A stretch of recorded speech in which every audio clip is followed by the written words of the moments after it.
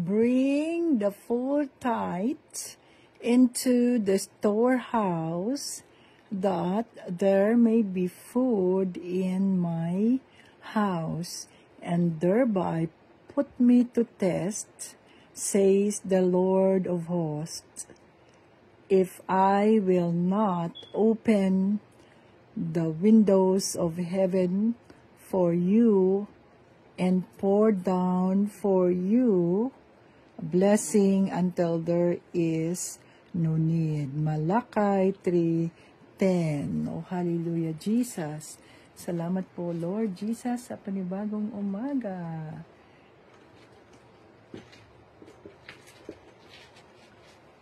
Welcome dito sa ating Team Jesus members.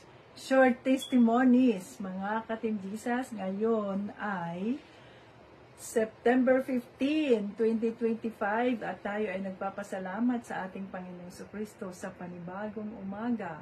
Ligtas tayo sa anumang kapahamakan. So napakabuti ng ating Panginoong Jesucristo at tayo ay muling nandito upang ating ibahagi ang kanyang kabutihan, upang ibahagi natin ang ating tagumpay ng dahil sa ating pananampalataya kay Panginoong Jesucristo. Oh, hallelujah. So kinikilala natin ang banal na Espiritu na siyang gagabay sa atin, sa akin, upang sa ganoon ay maintindihan ninyo ang mensaheng nais iparating ng banal na Espiritu sa bawat isa na gustong umunlad ang kanilang mga buhay.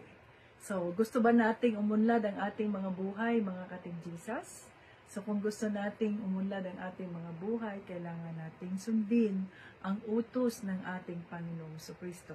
At sa araw na ito, ang aking testimony ay tungkol sa tithes and offering. So, ang sabi dito sa salita ng Diyos, mga ka-Team Jesus, no, ang sabi dito, bring the full tithe into the storehouse, that there may be food in my house, and thereby put me to test, says the Lord of hosts, if I will not open the windows of heaven for you, and pour down for you a blessing until there is no need. Malakay 3:10. So ito ay isa sa mga pinaniniwalaan ko, mga ka-Team Jesus, at sinusunod ko, maging si Tito Brian, sa aming mga trabaho, sa aming mga finances, no, sa mga pagpapalang ibinibigay ng ating Panginoong Jesucristo sa atin. So ang testimony ko, alam naman natin na ang Diyos ang nagbibigay ng lahat ng ating pangangailangan. Subalit, yun nga, ang sabi niya, put me to test. So, subukan natin ang Panginoon. I-try natin kung tayo ay panghahawakan natin ang ating pananampalataya sa Kanya. So, ang aking testimony, ito yung tungkol sa aming tithes and offering, yung last Sunday, the other Sunday pa pala, that was September 5. September 5, ang sahod namin, 6-7. Yan. September 7, ang sabi ng Holy Spirit ay, ibigay ninyo ang inyong tithes doon sa church, sa IBC. So, nagsulat ako ng cheque at ayun, binigay nga namin. Although sabi ko sa Panginoon, Lord, kulang yung laman, no? Kung babawas namin yung tithing, tapos may mga babayaran sa sasakyan, sa ganito, kulang yung available funds doon. Pero ang sabi ng Holy Spirit, okay lang, just send it. So, sinunod namin yung kalooban ng Holy Spirit na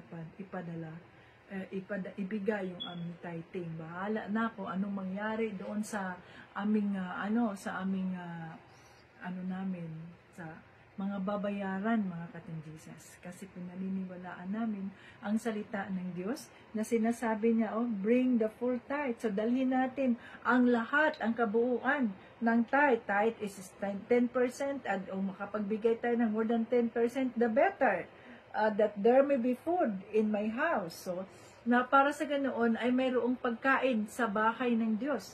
na kung saan ito ngayon ang gagamitin ng ministry para suportahan yung mga pangangailangan sa church, yung mga pastors na full-time na nagsisilbi no, sa ministry, ay masuportahan sila. Tapos, ang mga missionaries na nangangailangan ng tulong. So, ayan no, sabi diyan, and thereby put me to test. At ilagay nyo ako sa pagsubok. Ayan. Says the Lord of hosts, kung hindi ko ba buksan ang mga bintana sa langit at ibubuhos niya ang lahat, ang mga pagpapala hanggang sa hindi mo na kailangan yun. Hallelujah. So yun, binigay namin yun mga ka-Team Jesus na may tiwala kami na Lord, unahin ka namin sa lahat ng pagkakataon, bahala ka na Panginoon sa iba pang mga pangangailangan. So ayan mga ka-Team Jesus, may ayun na, nagbayad na sa sasakyan, nagbawas na ang direct deposit na ganyan, ang mga babayaran, nagbawas na, ganun-ganun, no? Pero ako, naniniwala ako, pahala ka dyan, Panginoong Diyos. Alam niyo ba anong nangyari? Habang hinihintay namin yung panibagong darating na probisyon ng ating Panginoong Jesucristo, mga ka-Team Jesus, nagugulat kami sapagkat hindi hinayaan ng Panginoong Hesus na i-deposito ng IBC yung cheque na yon hanggang sa hindi dumating yung panibagong probisyon ng Diyos para sa company kung saan ako naman ay masahuran ng D&G. At ngayon, nakita ko kahapon, ayan na, may sahod na, nasahuran naman ako ng D&G dahil may nagbayad gumamit ang Panginoong Jesucristo ng mga company, ng mga agency natin, home health agency, na nakakontrata sa atin, kaya nga nagbibill si Tita Bits para mabayaran tayo at nagbayad sila. So ako ay nakasahod ako sa D&G at ano na naman, mayroon na namang provision doon ang Panginoon. At pagkatapos noon na mayroon ng pundo doon ang bangko ng Panginoon, joint account, ay saka pa niya pinadeposito itong cheque ng IBC na dapat ay ahead of time, nasasanay kami na kinabukasan, halimbawa ngayon ay linggo, kinabukasan ay dinideposito kaagad yan ng IBC, yung mga tithes, no? Pero yung time na yun, gumawa ng himala ang Diyos. Sapagkat ang sabi niya, test me. Hanggang ngayon, mga ka-Team Jesus, may laman pa rin ang account ng ating Panginoong Jesucristo, yung bank account namin na binigay ng Diyos sapagkat inuna namin siya. Hindi siya nagkulang sa atin, mga ka-Team Jesus.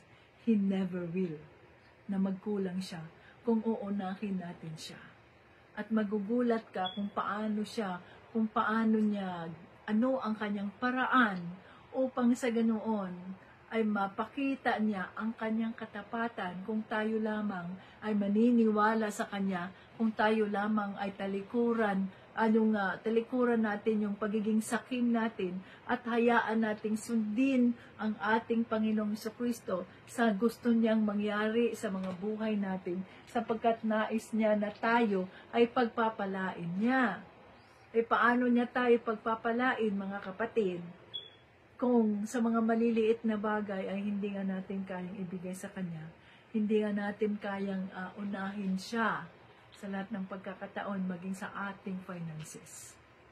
So, pinagdadasal natin, hinihiling natin na, Lord, pagpalain mo ako. Lord, kailangan ko ito. Pero nang gusto ng banal na espiritu na subukin ka at naibigay mo sa Kanya, sa ministry, yung tithes and offering, yung kabuuan, ay hindi ka sumunod.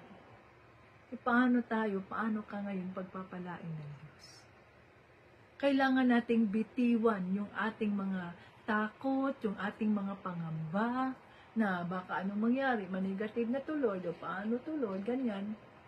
Wala kaming pambayad dito, wala kaming pambigil ng bigas, wala kaming ganito, ganyan. Bitawan natin yan at isuko natin yan sa Diyos. Maniwala tayo. Kailangan nating ikilos ang ating pananampalataya, mga ka-Team Jesus. At magugulat ka kung paano gumalaw ang banal na Espiritu upang mapatatag ang ating pananampalataya sa Kanya. Oh, hallelujah. So, napakabuti na. Ganun na kasimple, mga ka-Team Jesus.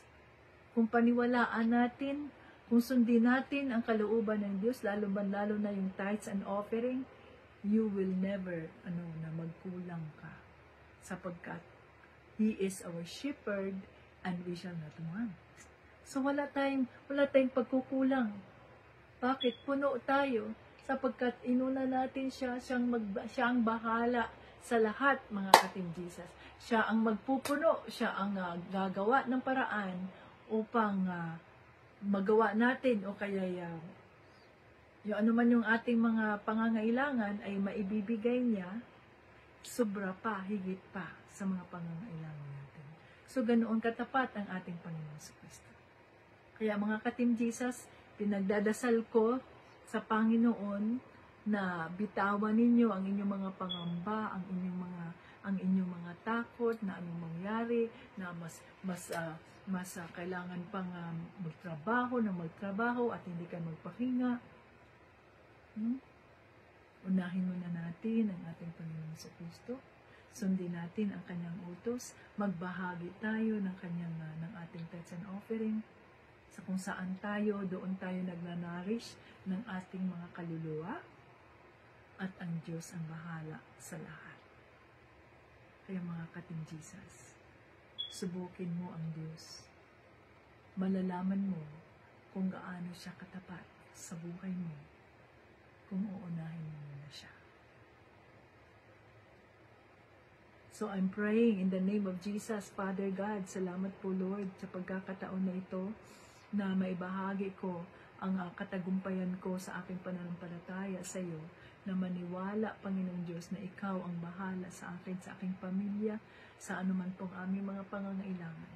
Aking dasal, Panginoong Diyos, na ikaw rin po ang magbibigay sa aming mga kapatid, kung sino man po ang nakakarinig sa testimony na ito, ikaw ang magbibigay sa kanila ng pananampalataya, ng katatagan, ng paniniwala, na ikaw po ang bahala sa amin, Lord, kung uunahin ka namin sa aming mga buhay, at sundin namin ang iyong utos, at ibigay namin ang aming tithes and offering as the Holy Spirit leads, kung saan po yun nararapat, Panginoon, na magamit po sa kaharian. Maraming salamat, Lord. Sa iyo ang lahat ng papuri at parangal, Diyos Ama, sa pangalan ni Jesus. Amen. So hanggang sa muli, Jesus loves us. Bye-bye.